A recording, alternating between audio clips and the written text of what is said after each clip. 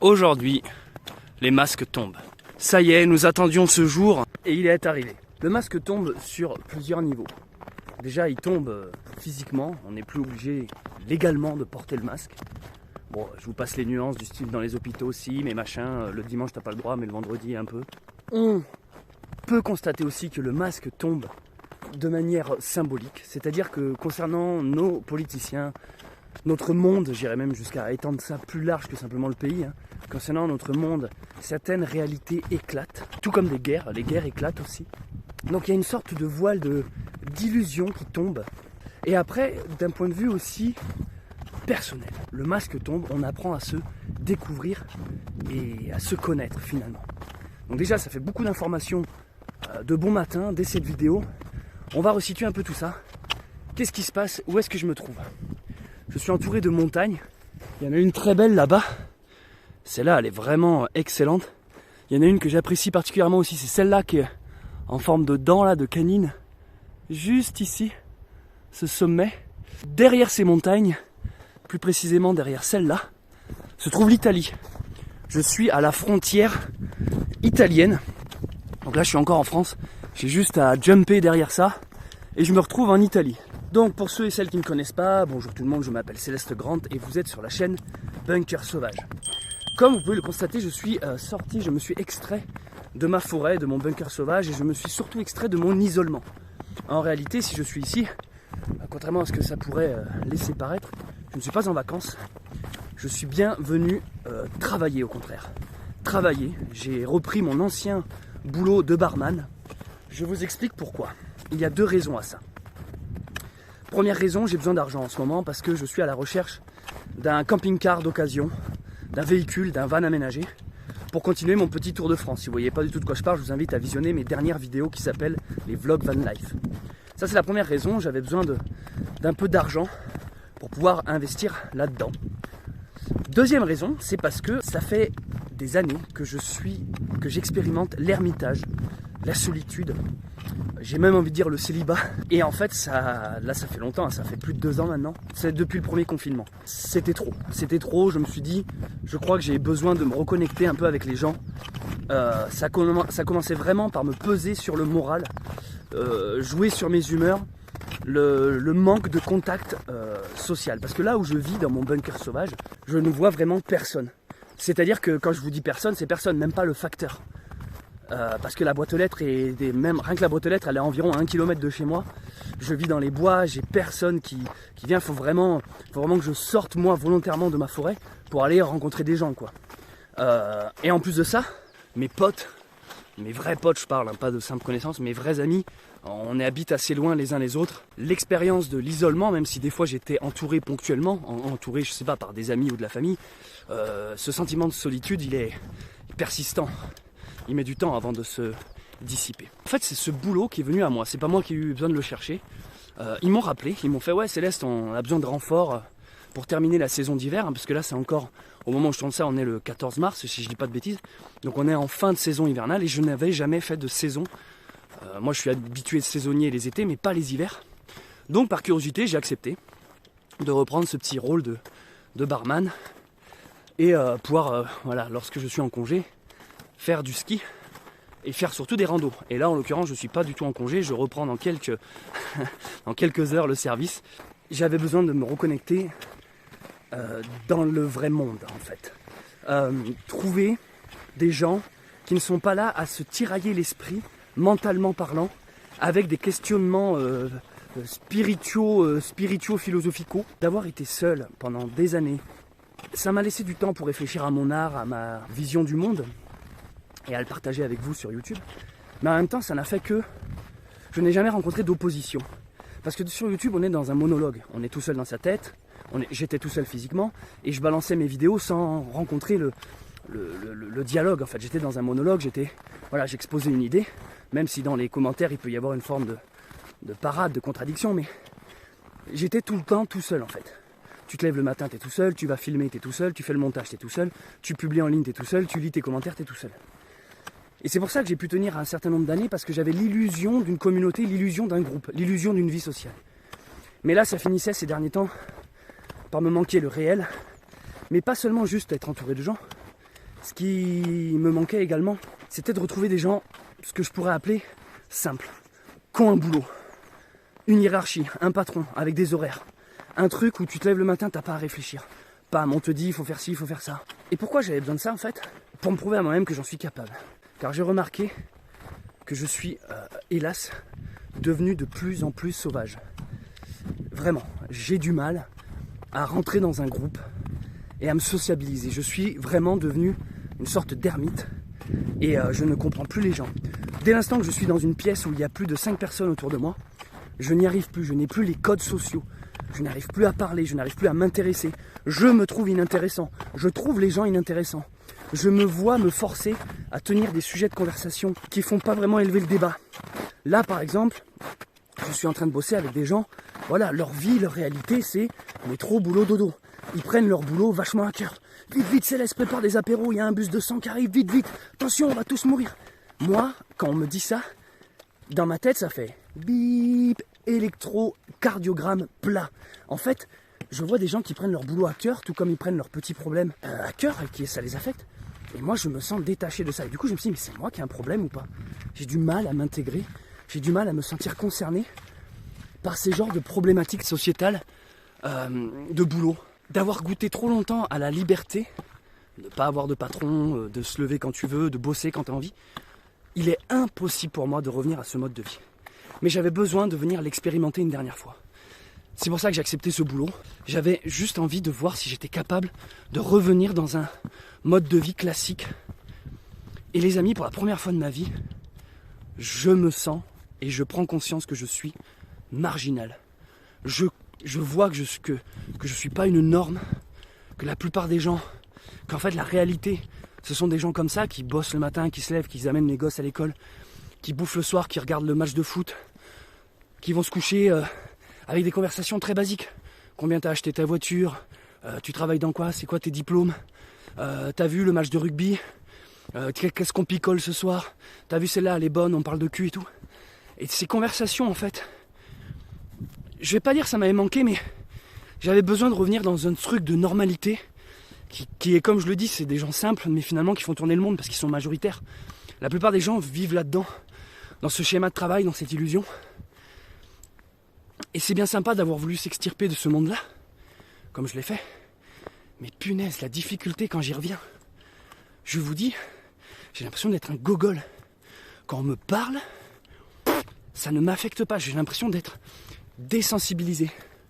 Ouais, c'est ça. Je suis désensibilisé. Plus rien ne... J'arrive plus à m'y investir. Je me vois, si vous voulez, jouer un jeu. Ouais, exactement, le jeu de société, vous voyez, comme un jeu de société. C'est-à-dire que quand on vient me voir pour me dire vite, vite, faut faire ça, je m'en branle en fait. Parce que c'est pas là où je mets de l'importance. Et j'ai envie de dire à ces gens, mais il y a des choses tellement plus belles, il y a ou des choses tellement plus graves. C'est dommage qu'ils prennent ces choses-là tellement à cœur.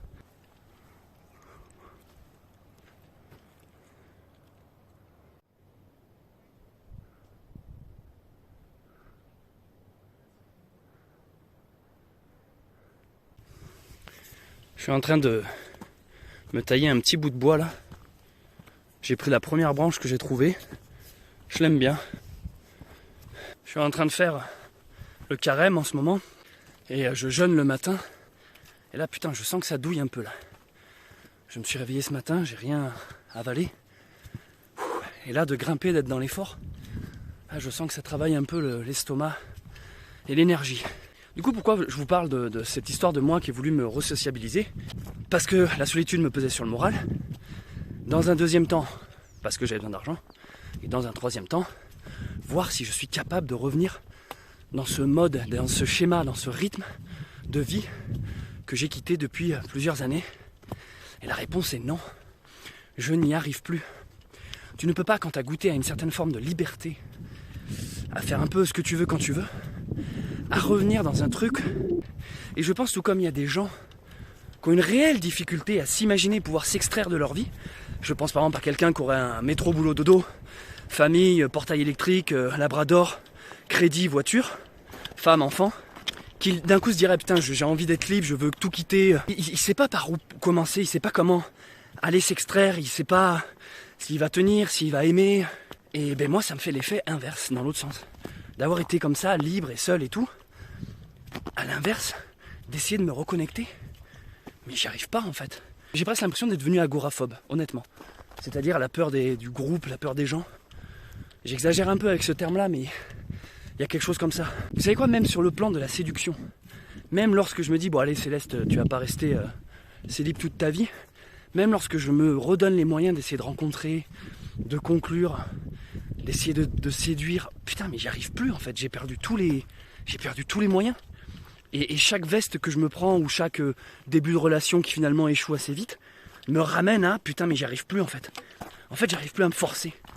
C'est super dur de se forcer parce que je vois les mécaniques que je mets moi-même en place. C'est ça dont je voulais parler dans cette vidéo, ce masque qui tombe, qui s'applique de manière individuelle. Sur moi-même, je vois des choses que je faisais de manière inconsciemment, et en fait maintenant je me vois les faire, et du coup je ne peux plus les faire. Je ne peux plus les faire de manière naturelle. La séduction en fait partie, ou le fait de s'intégrer dans un groupe, de vouloir être validé socialement, de t'entourer de gens, d'avoir des amis. Voilà, tu as besoin de te sentir intégré, tu dis ah c'est bon, mes potes me valident, mes blagues sont drôles, c'est bon, je peux plaire, je peux séduire, c'est bon, je suis comme tout le monde, je rentre dans un moule. Putain, j'y arrive plus. En fait, je me dis mais non, mais je suis en total décalage. Je suis décalé avec tous ces gens et à mon grand désarroi, croyez pas que j'en fais une fierté. Je suis pas là à me dire trop bien, je suis un marginal, je suis un survivaliste, je vis dans la forêt en mode into the wild. Non, j'en chie en fait. J'en chie parce que je me dis mais attends, j'arrive pas à être heureux tout seul, mais j'arrive pas non plus à être heureux entouré.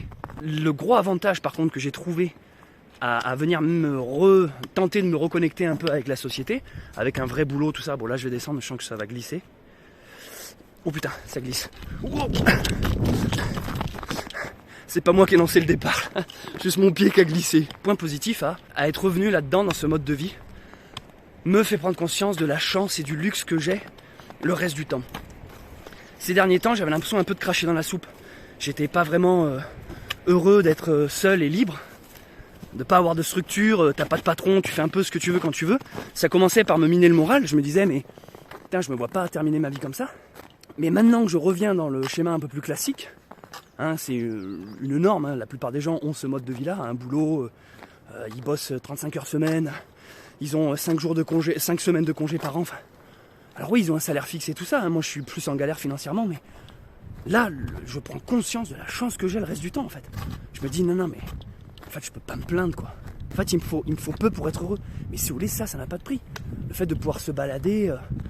Ouais, en fait le seul truc que je perds actuellement en étant libre et seul, ermite, c'est je perds un peu une vie sociale, c'est vrai, je dois l'avouer. Je m'illusionne un peu avec YouTube, on a l'impression d'être entouré, on a l'impression que ce qu'on raconte c'est intéressant, on a l'impression donc d'avoir des amis. C'est là où il faut que je fasse gaffe et je pense que c'est ça qui me pesait sur le moral. Les réseaux sociaux ces derniers temps avaient pris une trop grande place. Bref, ça c'était le premier point que je voulais aborder avec vous dans cette vidéo. Le masque qui tombe d'un point de vue personnel. Ouais, je me suis livré, je me livre, moi je m'en fous, tu vois. Des fois quand on se livre sur internet, le problème c'est qu'on donne un peu le bâton pour se faire battre. On étale nos états d'âme et il y a un proverbe qui dit il faut jamais exposer ses faiblesses en public et tout. Je suis assez d'accord, mais c'est aussi une manière de... Je montre en fait ma progression. C'est ça, je montre pas mes faiblesses. Je montre ma progression. Je montre que, j'apprends des trucs sur moi. Le masque tombe, comme je disais. Ensuite, le masque tombe d'un point de vue... Bon, légal, on va pas y revenir, ça on l'a dit. En ce moment, on peut enfin enlever le masque. Est-ce que vous prenez conscience de tout ce que ça représente ? Le masque représentait quand même une soumission. On vous rend muet. On ne vous rend pas seulement muet, on vous empêche de respirer. On veut pas que vous soyez oxygéné en fait. On a cette image de l'âme qui sort par le nez et la bouche, par le système de respiration, le dernier souffle comme on dit. On vous empêche même de vivre et de mourir. On vous uniformise aussi. Tout le monde avait la même tête. On vous enlève votre humanité, vos expressions, les micro-expressions, le sourire, les détails de votre visage. C'est par là que passent toutes les émotions. J'ai lu un article là dans les journaux qui disait « Ouais, aujourd'hui les élèves sont contents, ils vont enfin pouvoir voir le visage de leur professeur. » Mais c'est quoi ces conneries ? C'est-à-dire qu'il y a des profs et des élèves qui depuis le début de l'année ne se sont encore jamais vus.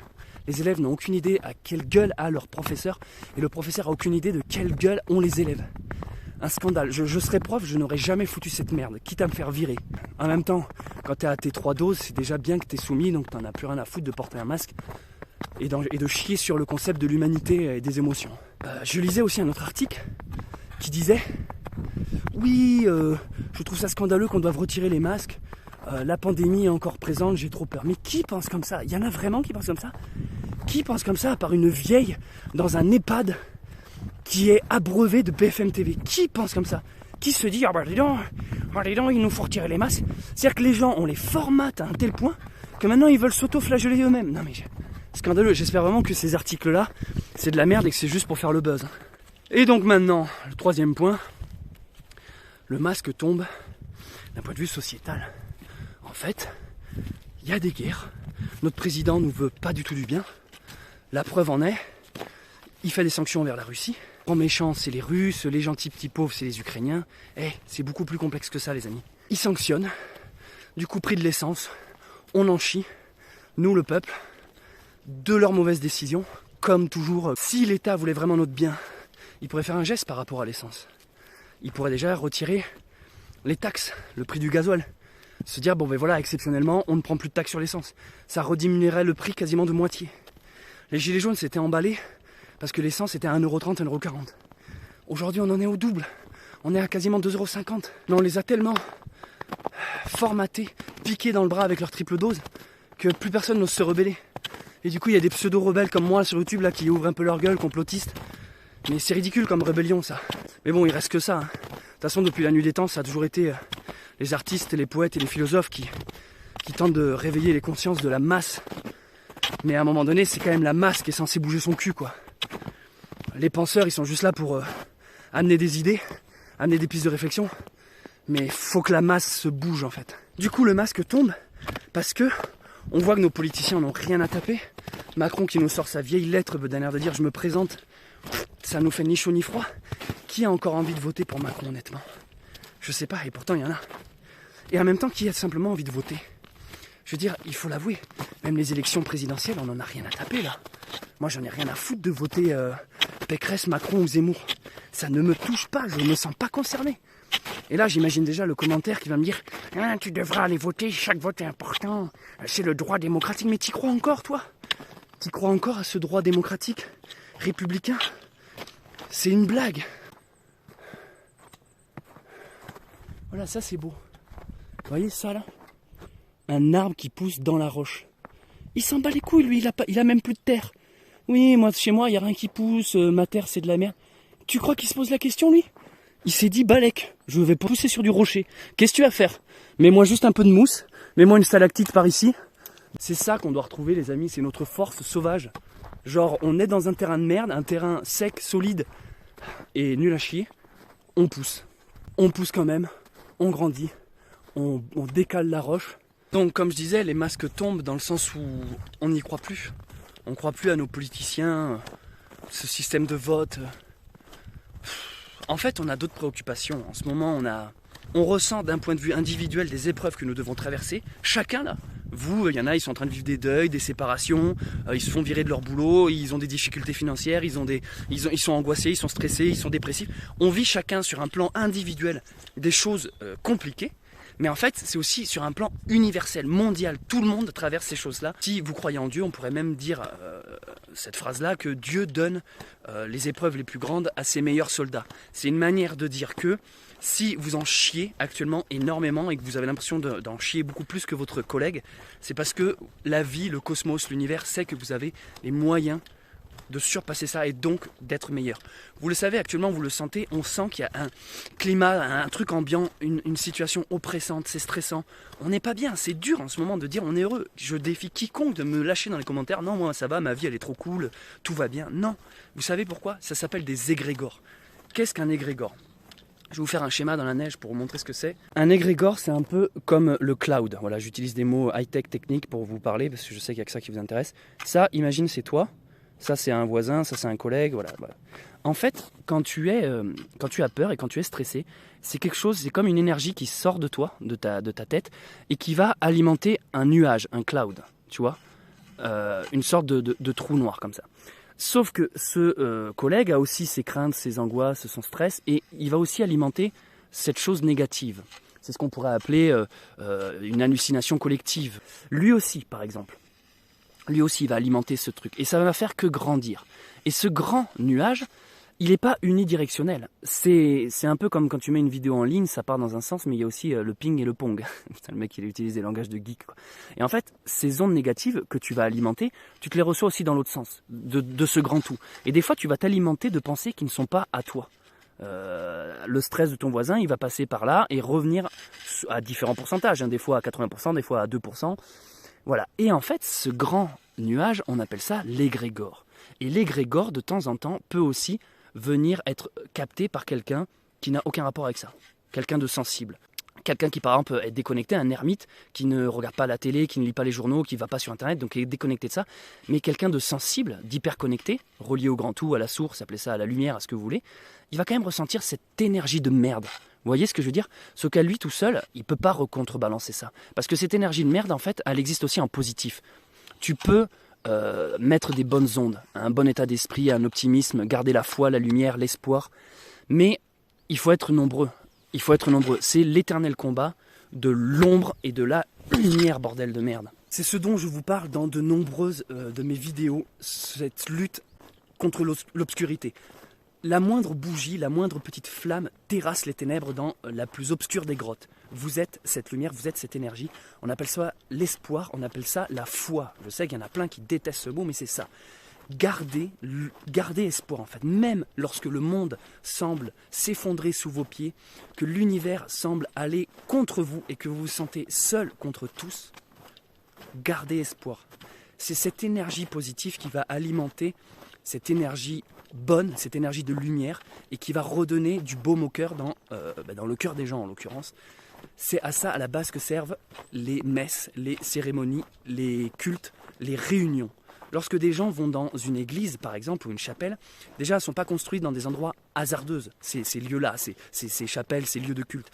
Ils sont construits souvent dans des endroits telluriques, chargés sur de hautes fréquences, de bonnes énergies. C'est comme une antenne en fait, on va faire un prolongement, vous voyez.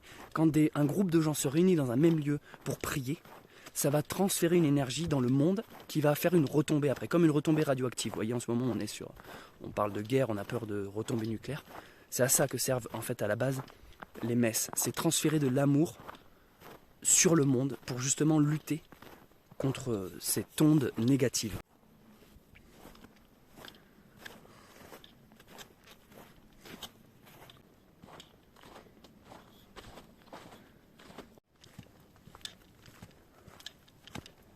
C'est pour ça qu'il est important d'être dans la gratitude, d'être dans l'espoir, d'être dans l'amour, d'être dans la joie, parce que vous allez irradier le monde de votre énergie bonne. Ne parlez plus de tout ce qui vous fait chier. Ne vous alimentez plus dès le matin ou même en journée de choses négatives. Regardez pas les infos, vous intéressez pas. Quand vous voyez que les gens parlent de la guerre, passez à autre chose. Ouais, faites la technique de l'autruche. Car ces choses-là, croyez-moi, je l'ai expérimenté de nombreuses fois et je pense que sur cette chaîne YouTube, vous en avez eu de nombreuses fois la preuve. On peut appeler ça les synchronicités. Si vous ne vous y intéressez pas, cela n'existe pas. Et dans le monde, on va éteindre ce truc-là. Tant que vous regardez en direction de ces choses négatives et de ce malheur, ces choses-là existent, vous les alimentez. Si vous leur tournez le dos, ça n'existe plus. C'est un peu comme la sorcière dans un film que j'avais vu gamin le film s'appelait Merlin. En fait, à la fin, la grande sorcière, son pouvoir existe parce que tout le monde a peur et plus les gens ont peur d'elle, plus elle a un pouvoir destructeur. Et à la fin, l'unique moyen de tuer la sorcière, c'est de lui tourner le dos. Et quand elle prend conscience que plus personne la regarde, elle perd ses pouvoirs et finit par mourir, disparaître. C'est exactement ça. Ce que j'essaie de vous dire par là, c'est que regardez. Là actuellement, si on prend 2 secondes le temps, je suis dans la forêt, il y a du soleil, il y a des putains de montagnes ultra épiques qui m'entourent. C'est brutal, c'est beau, c'est magnifique, il fait doux, ça sent bon, il y a des oiseaux qui chantent, il y a une cascade au loin derrière. Et bien là, ici, maintenant, dans cet instant présent, il n'y a pas de guerre. Il n'y a pas d'histoire de Russie, d'Ukraine, il n'y a pas de guerre. Ça n'existe pas. Et si tout le monde, en fait, s'occupait de ça, de son instant présent à lui, sans avoir la crainte du futur, ou les pathos du passé, juste d'être dans un instant connecté, de dire, bah attends, autour de moi, qu'est-ce qui se passe? Et bien en fait, ça va. La guerre s'arrêterait, je vous le dis. La guerre s'arrêterait, immédiatement là. Votre pensée génère le monde. Donc actuellement, le monde dans lequel on est là, avec des guerres, le prix de l'essence et tout ça, c'est parce que vous l'avez généré même inconsciemment. C'est compliqué à concevoir, mais c'est facile à mettre en place. C'est ce qu'on appelle la foi, encore une fois. Il suffit d'y croire, alimenter un cercle vertueux et non pas un cercle vicieux. Je ne sais pas ce que donnera cette vidéo. Comme d'habitude, elle est en total impro, je suis parti dans tous les sens. C'est déstructuré, j'ai confiance en votre intelligence pour la remonter dans votre tête et en comprendre et en extraire les messages importants. Je ne vais pas m'ennuyer à faire du montage, car j'ai atteint le stade où j'en ai plus rien à taper du montage. C'est brut, c'est authentique, c'est sincère, c'est comme ces montagnes, c'est magnifique. Il faut laisser la nature s'exprimer, le naturel. Ça sert à rien de vouloir tout contrôler, maîtriser, aplanir. C'est le côté sauvage et déstructuré qui nous parle. C'est les forces là de ces rochers, de cette neige, de ces montagnes pointues. C'est tout ça qui est vivant et qui fait que c'est riche. On n'a pas envie de voir un truc plat, rasé, où tout est égal avec des carrés, des triangles et des ronds, quoi. Dans la nature, on a envie de formes éclatées, vivantes, de l'énergie. Vous êtes entouré au quotidien d'une énergie pétillante. Et dans votre vie, c'est comme ces montagnes. Il y a des hauts, il y a des bas. Il y a des endroits exposés au soleil, il y en a d'autres qui sont à l'ombre. Il y a des endroits où il fait chaud, il y en a d'autres où il fait froid. Vous êtes comme la nature en fait. Comme les minéraux, comme les arbres, comme l'eau, comme les nuages, comme le vent. Voilà, les amis, je vois le village devant moi. Je redescends petit à petit de ma montagne. Merci d'avoir regardé cette vidéo. C'était Céleste Grant. Vous pouvez vous abonner si vous me découvrez. Vous pouvez laisser un like si vous avez apprécié cette vidéo. Mettez un commentaire, je les lis tous. Je vous dis à très vite. Ciao.